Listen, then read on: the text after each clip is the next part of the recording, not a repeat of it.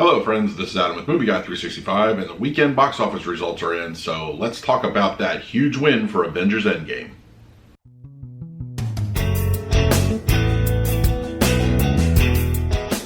If you're new to the channel, please hit the like button, subscribe, hit that bell notification, put out videos every single day. You can also find me on our Twitter and Instagram at Movie Guy 365.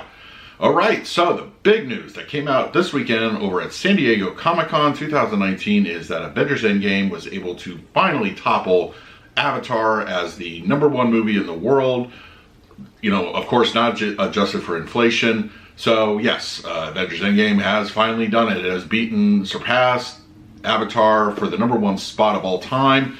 That is a considerable achievement. Also, just fantastic news for Marvel and Disney and all that. You know, it's a cool feeling if you're a fan. Look, I love Avatar. I love James Cameron films, and it was good that he was where he was for a long time. But records are made to be broken, and if any movie had to break it, I was glad it was a movie like Avengers Endgame. It's well deserved, and as you can see, there's the congratulatory message that James Cameron left this morning.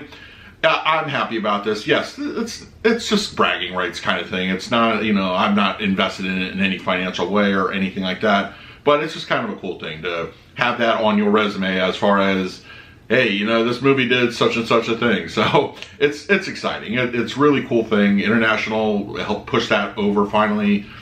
It's awesome. I love it. Now let's go to the weekend domestic box office. Well, relatively kind of not slow, but there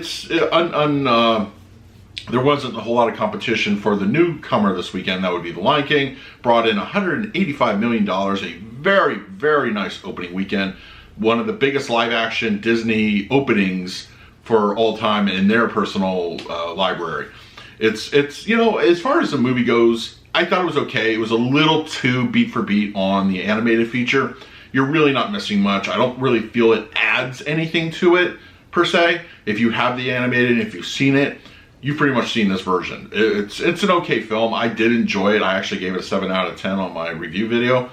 But I feel it was just a little too close. Now, what the interesting part's going to be is the second weekend drop-off.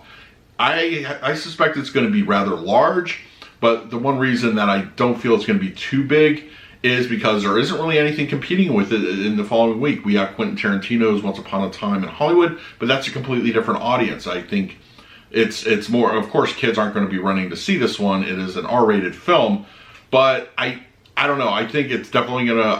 If I had to guess what Lion King will make in the second weekend, it's probably gonna be about 80 or so, maybe a little less. I don't see it holding on to a strong lead. I think word of mouth's going to get around that, hey, you know, it's cool, but it's not something you have to really rush out to see.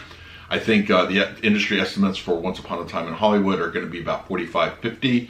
I would like to see that do a lot more. I'm a Tarantino fan. I can't wait to see this one. So going back to the top 10, number 2 is going to be Spider-Man Far From Home, bringing in $21 million for its, I believe, third week here. And then, of course, Toy Story 4, $14 million in that bank. Number 4 is Crawl. I'm glad to see that sticking around in the top 5. That one brought in $6 million, a 50% roughly drop.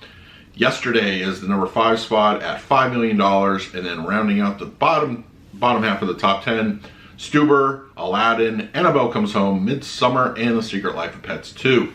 So kind of an overall quiet weekend as far as competition goes. Lion King just came in there and just dominated. No real competition to speak of there.